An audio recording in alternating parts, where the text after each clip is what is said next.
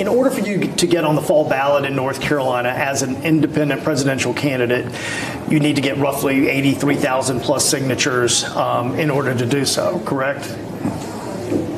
I'm not asking you. Is this a quiz? No. I'm not going to ask you to confirm that. I've confirmed it with the Board of Elections. Is it? Yeah. I didn't. It's 1.5%. 13,757. So that's as a party. I don't think that. Several hours later, his campaign acknowledged the total was just more than 83,000 and not 13,000. I know you're trying to get over 80,000 signatures on to be on the ballot.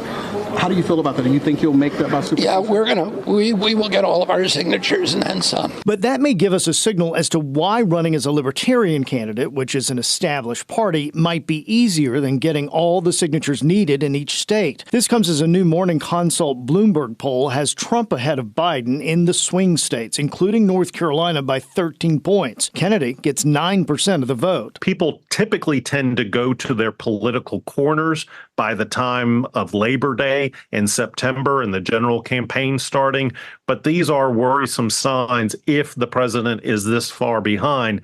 How much effort is going to be needed in some of these states? Political scientist Michael Bitzer says Democrats only have to look at the Bush-Gore race to be nervous. If Ralph Nader, a third-party candidate then, had not been on the Florida ballot and his votes would have typically gone to Al Gore, we would not have had the 2000 presidential issue that Florida presented. But Kennedy told me he doesn't see himself as a spoiler. I intend to win the election. I intend to take votes away from President Trump and President Biden, but also what we're seeing is that a lot of my voters are people who would not have otherwise voted. Yet Bitzer says it's the basic rules of American politics. You don't necessarily win a majority. You have to win a plurality. You have to win one more vote than the person who comes in second. And then you get all of the electoral votes oftentimes in the states.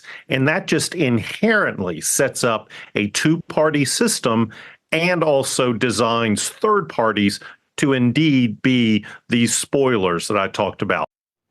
So to remind folks at home, maybe scratching your head, where did Russ come up with this 83,000 in the State Board of Elections? It's 1.5% of the total voter turnout in the last statewide election. That's how we get to that number. That's by state statute. That's state law. So does this mean he will be the Libertarian nominee? Not necessarily. The Libertarian Party will have, just like the RNC and the DNC, they'll have their big convention, right? And it's up to them to nominate who is going to be the nominee or vote for who will be the nominee. So no guarantees. We'll see how it plays out. Yeah, we got a lot to watch in the months ahead, folks.